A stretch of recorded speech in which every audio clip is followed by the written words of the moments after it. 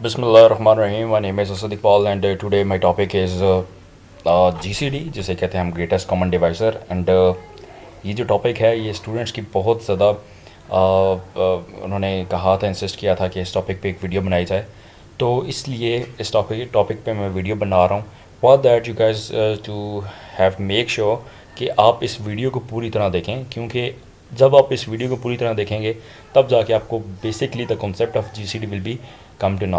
Okay, so let's start. मैंने एक picture बनाई हुई है जो आप लोगों को समझने के लिए आसानी होगी. हमारे पास सबसे पहले क्या है, ग्रेटेस्ट कॉमन डिवाइज़र.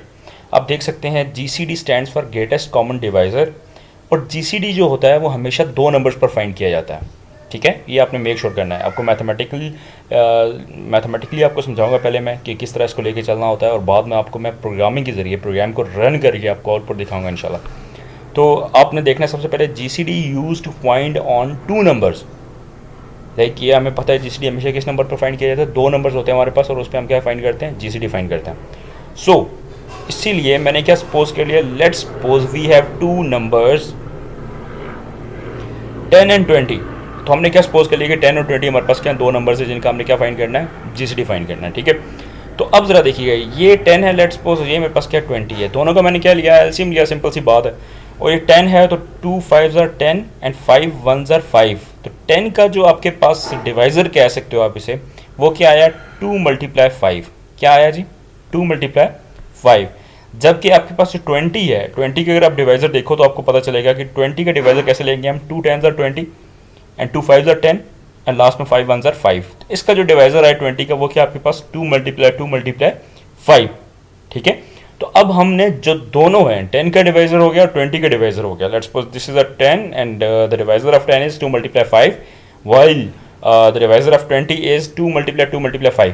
अब जो इनमें से कॉमन है, अब लेट्स सपोज यहाँ पे ये 2 आपस में क्या कॉमन है, इनका पेयर बन सकता है, और ये 5 जो आपस में ये कॉमन है, इनका पेयर बन सकता है. ये जो एल्स है, ये आपके पास ये 2 है, इसको एक्स्ट्रा, इसको आपने कुछ नहीं कहना, इसको रहने देना आपने. बाकी जो पेयर जिनका बन सकता है, लेट्स सपोज ये क्या पेयर बन गया, तो हमने दोनों को एक एक दफ़ा लिख लिया. ये मेक श्योर करना आप लोगों ने, जीसीडी का मतलब भी ये होता है कि आपने जब पेयर्स लेने हैं तो उनको एक दफ़ा आप लोगों ने लिखना है. ठीक है, तो इसका एक पेयर मैंने यहाँ पे लिख लिया 2, और यहाँ पे इस 5 को लेके ले आया जब, तो मैंने इसका लिख लिया 5. तो 2 5s are 10, ये चीज़ में रखनी है आपने, 2 5s are 10. तो अब आपके पास जो ग्रेटेस्ट कॉमन डिवाइज़र है किसका, 10 और 20 का, उसको हम क्या कहेंगे, वो हमारे पास क्या होगा, 10 होगा. ठीक है, तो अगर आपको ये चीज़ समझ आ गई है तो अब ज़रा देखिएगा, इसके लिए मैंने मज़ीद चीज़ें एक्सप्लेन की हैं कि इस प्रोग्राम के अंदर हमें क्या क्या चीज़ें रिक्वायर्ड होंगी. इस प्रोग्राम के अंदर हमें जो चीज़ें रिक्वायर्ड हैं वो आपके पास 4 वेरिएबल्स हैं. 4 वेरिएबल्स कौन से, नंबर 1 तो वो होगा, 2 वेरिएबल्स हमारे पास वो हुए ना जिनके अंदर हम ये 2 नंबर्स इंटर करवाएंगे किससे, यूज़र से, एक 10 और एक 20. तो हमने ये 2 क्योंकि हमें तो नहीं पता यूज़र क्या इंटर करने वाला है, लेकिन हमें ये मेक श्योर करना है कि हम उसको ऐसी स्पेस दें, मेमोरी दें कंप्यूटर के अंदर जिसके अंदर वो क्या कर सके, वैल्यूज़ को इंटर कर सके. तो हमने क्या किया, हमने ये 2 जो वैल्यूज़ हैं इसलिए हमने n1 और n2 2 नंबर्स उसको दे दिए. तो 2 वेरिएबल्स हमारे पास कौन से हो गए, n1 और n2. अच्छा, उसके बाद अब हम एलसीएम लेते हैं, तो देखें बीइंग अ ह्यूमन हमें पता है 2 5s are 10, तो इसका रिमाइंडर 0 आएगा, इसलिए हमने 2 और 5 को आपस में कह दिया, 2 से हमने इसको डिवाइड किया. लेकिन कंप्यूटर को ये चीज़ समझ नहीं आती है. ठीक है, तो कंप्यूटर को समझाने के लिए हमें क्या करना पड़ता है, एक लूप लगानी पड़ती है. वो लूप क्या करती है, जो कि बारी बारी चेक करती है क्या करना है क्या नहीं करना. ठीक है, तो हमने एक और वेरिएबल लेना है, वो लेट्स सपोज आप के ले लो, आई ले लो, कुछ भी ले लो, जिसके ऊपर आप क्या लगाओगे, लूप लगाओगे. लूप कैसे लगाओगे कि वो जो लूप होगी उसको हम स्टार्ट करेंगे 1 से, और लेस देन इक्वल टू चलाना है किसके, n1 और n2 दोनों के. अब हमें नहीं पता यहाँ पे, लेट्स सपोज मैं कहता हूँ ये n1 है और ये n2 है, तो हमने n1 से और n2 दोनों से क्या करनी है, लूप को कम चलाना है. ठीक है, तो let's suppose this is a 10, तो अब आपके पास क्या है, इससे भी आपके पास जो लूप होगी वो इससे कम होनी चाहिए, एंड दिस इज 20, इससे भी कम होनी चाहिए. ठीक है, तो दोनों से लूप जो होगी वो कम चलेगी. ठीक है, कंडीशन जब आपको मैं लगाऊंगा प्रोग्राम के अंदर आपको समझाऊंगा मैं.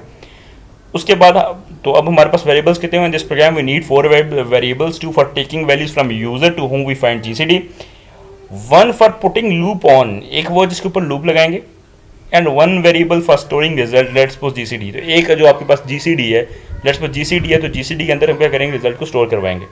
सो let's suppose we have these 4 variables, हमने सपोज कर लिया हमारे पास ये 4 क्या हैं वेरिएबल्स हैं, और इन्हीं के ऊपर हम क्या करेंगे, जीसीडी फाइंड करेंगे.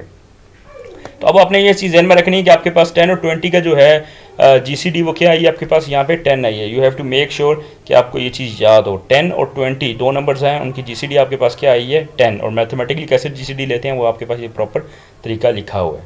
अब हम इसको प्रैक्टिकली लेके चलेंगे, लेकिन उससे पहले आपको ये चीज़ समझ आनी चाहिए कि जो जीसीडी है वो आपके पास क्या होगी, दो नंबर्स होंगे। दो नंबर्स के ऊपर हम क्या, एक और वेरिएबल होगा जो उसके ऊपर लूप लगाएगा, जो बारी बारी उसको चेक करेगा। उनमें से जो कॉमन डिवाइजर होंगे, लेट्स से ये डिवाइजर इसका आ गया, ये डिवाइजर इसका आ गया, जो कॉमन होंगे वो हमारे पास बेसिकली क्या होगा, जीसीडी होगा। ये चीज़ ध्यान में रखनी है आपने, ठीक है। तो लेट्स सपोज हम स्टार्ट करते हैं अभी। तो स्टार्ट करने के लिए सबसे पहले वही टर्बो सी प्लस प्लस को आपने ओपन करना है। ओपन करने के बाद आपने start turbo C plus plus पर क्लिक करने के बाद आपने जब फाइल ओपन करनी है तो फाइल के अंदर new one. So here we go, हम इसको स्टार्ट करते हैं। आपके पास सबसे पहले वही हैश इंक्लूड studio.h, उसके बाद आपके पास हैश इंक्लूड कोनिया.h, उसके बाद वाइड मेन, आपके पास वही जो मेन फंक्शन होता है आपके पास, as I told you guys before. उसके बाद जब आप ये कर लोगे तो उसके बाद आपके पास ब्रैकेट स्टार्ट होगी, और ब्रैकेट के बाद आपने मेक श्योर कर लो कि क्लियर स्क्रीन का लगा दो ताकि आपके आउटपुट के अंदर कोई इशू क्रिएट ना हो। अच्छा, उसके बाद हमारे पास वेरिएबल्स कितने थे, हमारे पास वेरिएबल्स थे 4। कौन कौन से थे, इंट,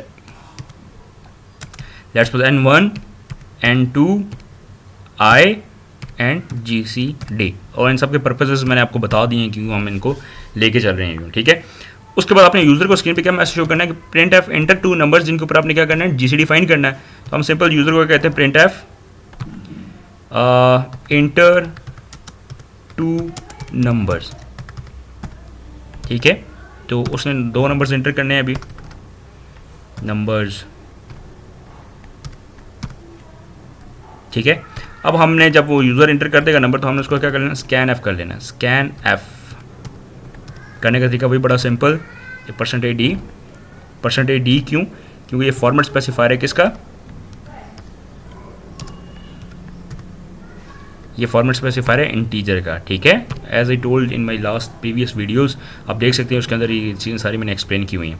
उसके बाद आपके पास एड्रेस है, एड्रेस किस चीज़ का, N1, एंड एड्रेस किसका, N2 का, ठीक है, N2 का।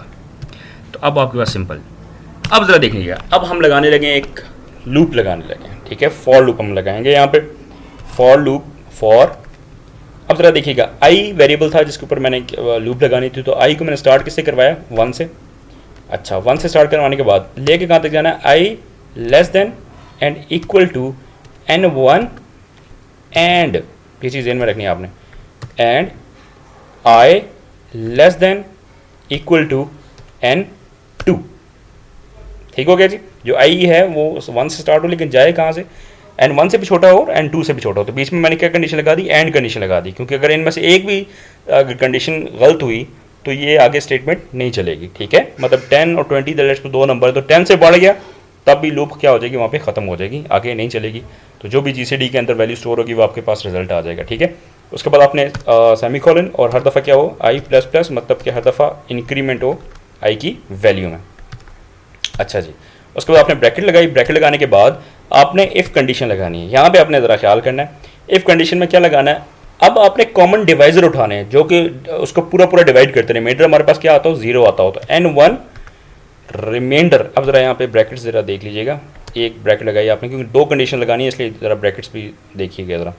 N1 reminder I equal to 0, ठीक है। उसके बाद आपके पास ये, अब आपने 2 कंडीशन लगानी, तो एंड का साइन बीच में लगा देते हैं, और एंड का साइन लगाने के बाद एक और ब्रैकेट, ब्रैकेट के बाद आपने लिखना है N2 रिमाइंडर। अब रिमाइंडर का साइन कहाँ पे है जी, ये आपके पास रिमाइंडर का साइन, और उसके बाद दोबारा आई, ठीक है, और इक्वल टू 0। दोनों का रिमाइंडर क्या आना चाहिए, 0 आना चाहिए। ये चीज़ ध्यान में रखनी है आप लोगों ने, ठीक है। और ये 2 दफ़ा ब्रैकेट मैंने क्लोज कर दी। अब दोबारा कर्ली ब्रैकेट लगाई क्योंकि इफ़ की स्टेटमेंट है, इफ़ की स्टेटमेंट में आपकी कर्ली ब्रैकेट लगाओगे। उसके बाद जो वैल्यू इस टाइम GCD के अंदर वो वैल्यू होगी जो आई की वैल्यू आएगी, तो वो हम स्टोर कर देते हैं, GCD is equal to I.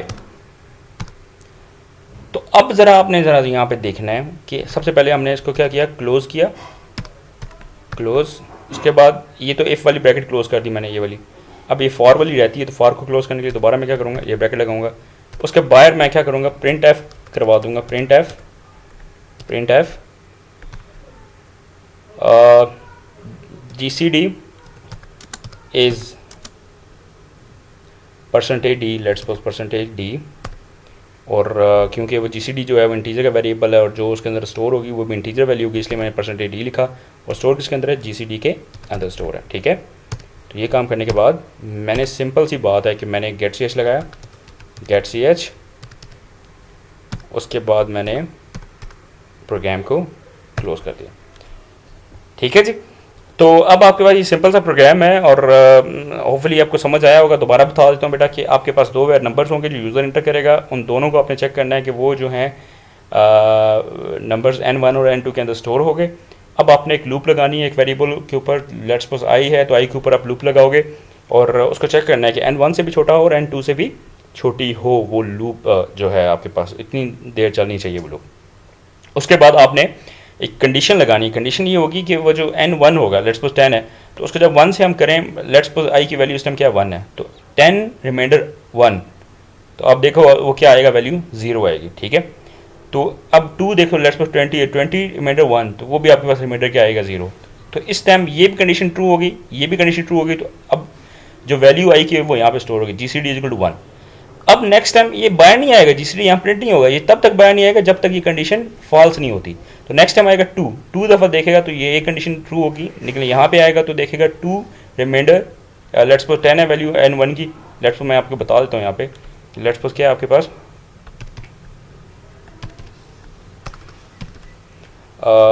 n1 = 10 and n2 = 20, let's suppose, इसको ध्यान में रखते हुए आप देखिएगा।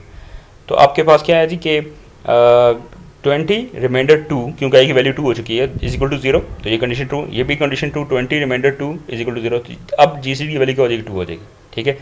अब ये स्टोर रिजल्ट शो नहीं करवाएगा तब तक जब तक ये लूप फॉल्स नहीं होती। दोबारा आएगा, अब 3 हो जाएगी आई की वैल्यू, तो 3 इस कंडीशन को तो फुलफिल करती है, लेकिन इस कंडीशन को फुलफिल नहीं करती, क्योंकि 10 remainder 3 is not equal to 0, ठीक है। And same goes for this, 20 remainder 3 is not equal to 0, तो ये कंडीशन फॉल्स। तो अब वो जो 3 वैल्यू वो इसके अंदर आएगी नहीं, बल्कि दोबारा क्या होगा, ऊपर चली जाएगी, ठीक है।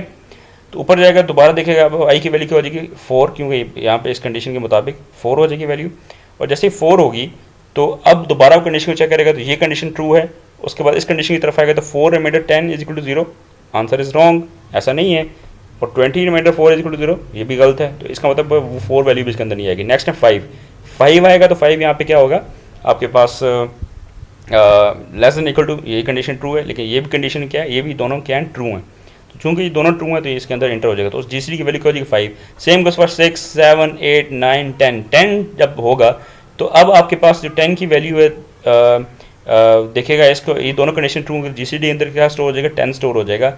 लेकिन जब दोबारा इंक्रीमेंट की तरफ जाएगा 11, तो 11 लेस नहीं है n1 से, क्योंकि n क्या है 10 है, तो ये कंडीशन ही क्या हो जाएगी, फॉल्स।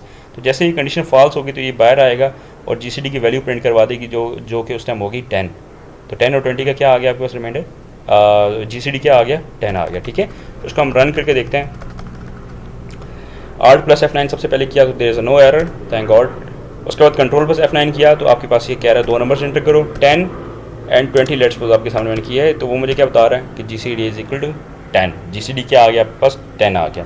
आप इसके अलावा कोई और भी वैल्यूज एंटर कर सकते हो। फॉर एग्जांपल आपने क्या किया, कंट्रोल + F9 किया, अब आपके पास क्या होगी 20 और लेट्स सपोज 40 आपने एंटर किया, तो आपको क्या बता रहा है, GCD = 20। ये आप मैथमेटिकली भी आप करके देख सकते हो, ठीक है जी। This is a very simple program. अगर आप लोगों को ये प्रोग्राम समझ आया है और अगर इवन देन अगर आपके दिमाग में कुछ क्वेश्चंस हैं, कोई इश्यूज़ हैं, तो वो आप लोग कमेंट्स में पूछ सकते हो। और अगर ये आपको प्रोग्राम अच्छा लगा और आपको समझ आया तो मेक श्योर आप इस चैनल को सब्सक्राइब करो, और चैनल सब्सक्राइब करने के बाद आप बेल आइकन पे भी क्लिक करें ताकि आपके पास जो लेटेस्ट प्रोग्राम है वो आपको शो हो स्क्रीन के ऊपर और फर्स्ट प्रायोरिटी में। Thank you so very much, अपना ख्याल रखिए, अल्लाह हाफिज़।